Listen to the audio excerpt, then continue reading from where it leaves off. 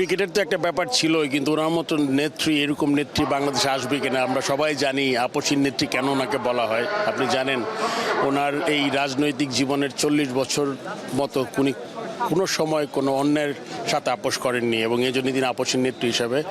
আর ওনার কাছ থেকে আমার মনে হয় আমার মতো সবাই আপনারা কোনোদিন কোনো বাজে কথা শুনেননি। সেই যে রাজনীতির যে শিষ্টাচার, এটাতে উনি চরম শিখিয়ে গেছেন আমাদের। অ্যান্ড আমরা অবশ্যই দুঃখিত। আমরা যখন টেস্ট স্ট্যাটাস পেলাম, তারপরে আমরা যে ম্যাচগুলো জিতেছি, একবার দুইবার তার সাথে আমাদের সাক্ষাৎ করার হয়েছে, মানে সৌভাগ্য হয়েছে। এবং উনি অত্যন্ত, আপনি জানেন যে উনি কথা বেশি বলতেন না, বাট খুবই মিনিংফুল কথা বলতেন এবং আমাদের উৎসাহ দিয়ে গেছেন।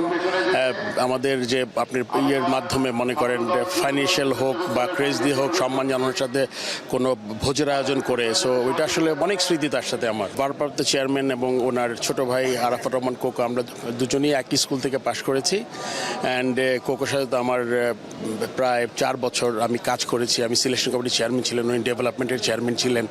সো মানে এই স্মৃতি আসলে বলার মতো না। প্লাস আমার মনে হয় যে ভারপ্রাপ্ত চেয়ারম্যান এখন একদম একা হয়ে গেলেন। ওনার মা নাই, বাবা নাই, তার আদরের প্রিয় ছোট ভাইও চলে গেছেন। সো আমার মনে হয় ওনার দিকটা আমাদের সবার চিন্তা করা দরকার যে উনি কতটা এখন নিঃসঙ্গ হবেন। হয়তো এই মুহূর্তে বুঝতে পারছেন না, but I am sure that 4-5 দিন পর থেকে ওনার এই জিনিসটা অনুভূত হবে আর কি। আমার মনে হয় যে কোকো, যে আমরা যে মডার্ন ক্রিকেট অস্ট্রেলিয়ার সাথে যে চুক্তিটা হয়েছিল 2003 বা 2004 মনে হয়, এটা কিন্তু আমাদের শুরু আর কি, আমাদের যেই মডার্ন ক্রিকেটের সাথে পরিচিতি।